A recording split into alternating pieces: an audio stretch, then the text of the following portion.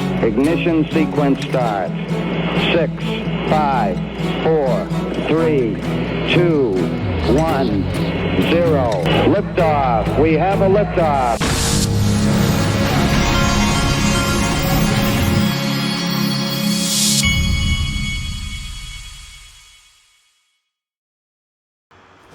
Hey everybody, this is the Digital Asset Investor, and I was going to give a couple of my thoughts on the sickening assassination of Charlie Kirk before I get started. When I first saw this yesterday afternoon, it made me sick, first of all.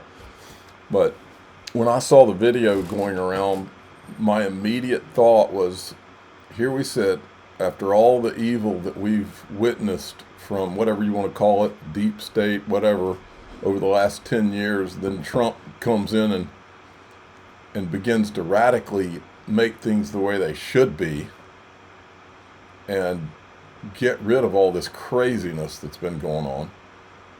And then this guy, who's one of the main spokespeople for, or pundits, or whatever you want to call them, for the MAGA movement or whatever, gets killed. I mean, to me it was like a reminder of all the weirdo hell we've been through over the last 10 years, and the dishonesty and the censorship and the COVID, you name it, all that stuff that didn't make any sense. And Trump's finally coming in making sense of everything, and shutting down the borders so that we don't have our country overtaking all this stuff. To me, when I saw that, I was like, it's the bad guys trying to remind us that this isn't over. So it was kind of a sickening moment for me. The other thing, I grew up in South Georgia, and so the other thing that was immediately noticeable to me, I told my friends, I said, this is a message. If you're shooting someone, I grew up hunting and all.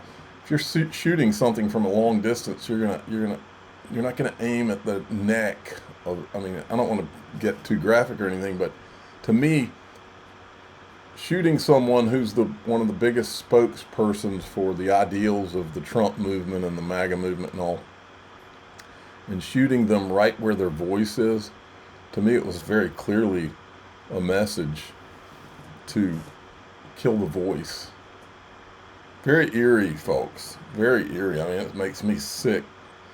All of this makes me sick and scared for my children's future. Just sickening. Completely sickening. Okay, 3 minutes. 3 minutes. We're at the $3.01 XRP. Folks, look at the altcoin season sentiment. It's up to 67. Let me see if it'll show us where it was.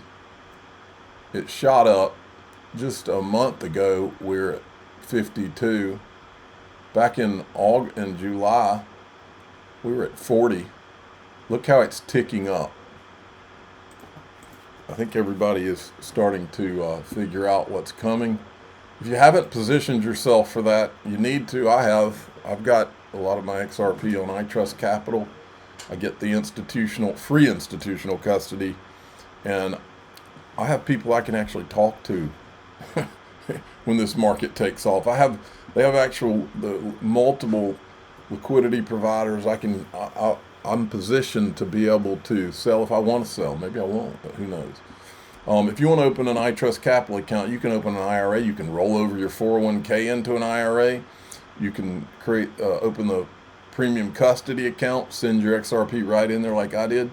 Go to iTrustCapital.com/XRP Army. If you're tired of worrying about what's the latest hack on all these hard wallets and all this stuff, I'm done with that. I don't worry about it anymore. Joining the top 10. Now, folks, I've seen this movie. I have seen this movie.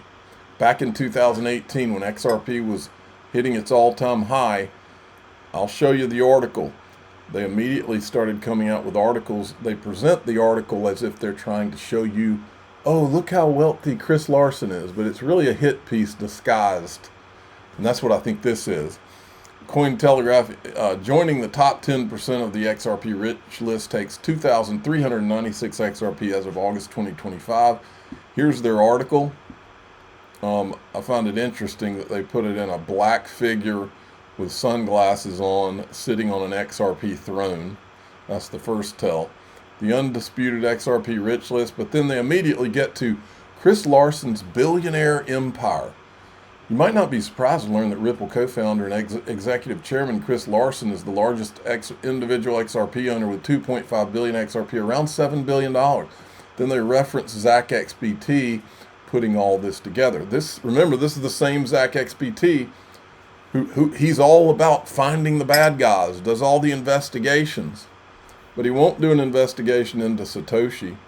He won't do an investigation into ETHgate because we asked him. Everything except Bitcoin and ETHgate, everything else, oh yeah, we got to find the bad guys, right? Not the disguised whales in the Ethereum ICO. He's not interested in that. But my point here is, and I'll get back to it, I wanted to show you this part. Whales accumulate record-breaking XRP. 2025 has been a watershed year. As whales collect XRP, it says here in June 2025 it hit another milestone with wallets holding more than 1 million XRP reached 2,708 addresses. This is the highest level in XRP's 12-year history. Each of these whale accounts contained over $2 million worth of XRP in 2025. Reflects institutional confidence in the asset, with XRP Ledger daily active addresses climbing 295,000. So this was back in 2019.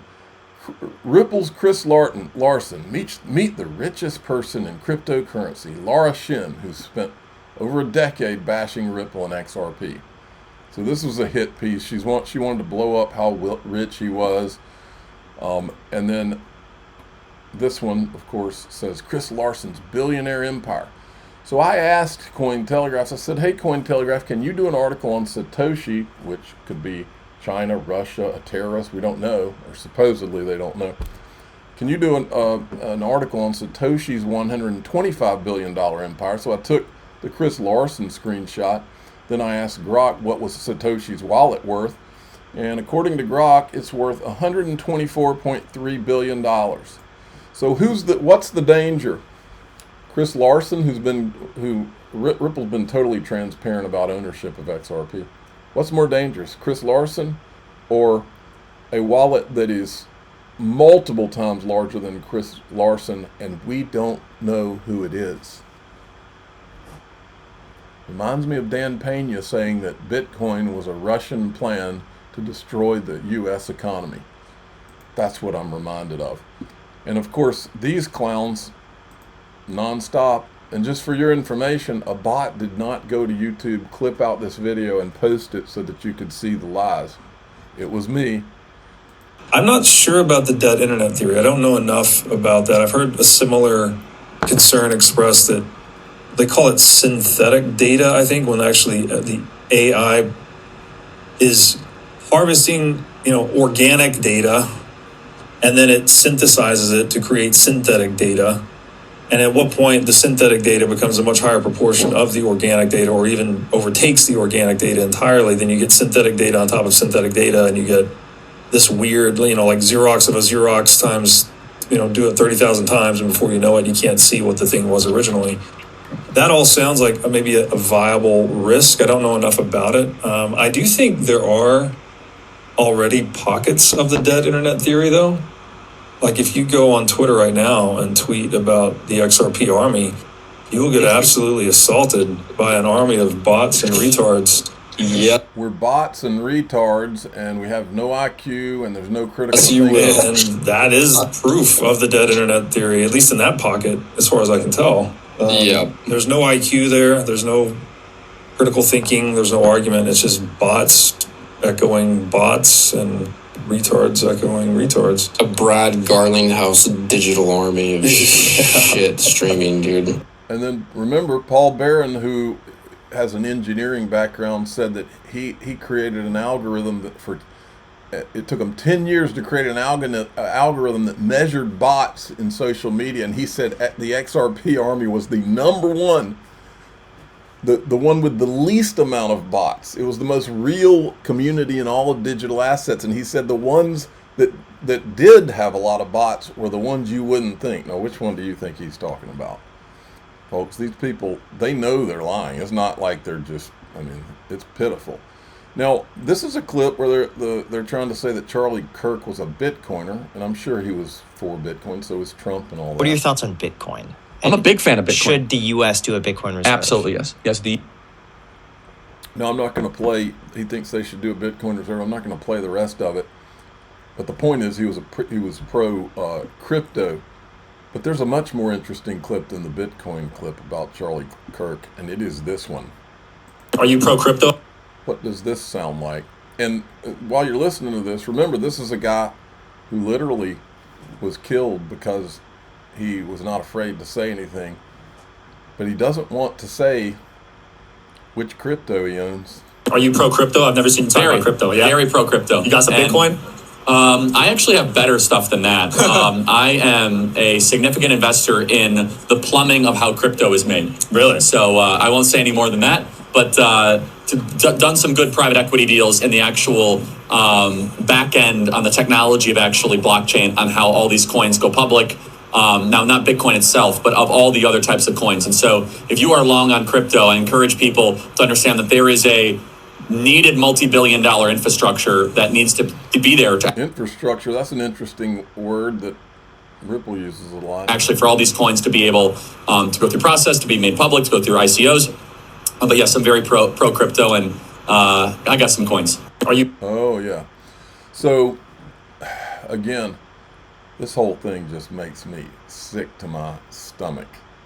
Makes me want to buy some land and just go grow some crops and stuff. I mean, it just makes me sick that we have evil forces in this world that are trying to destroy the country for what kind of sick ends, who knows. R.I.P.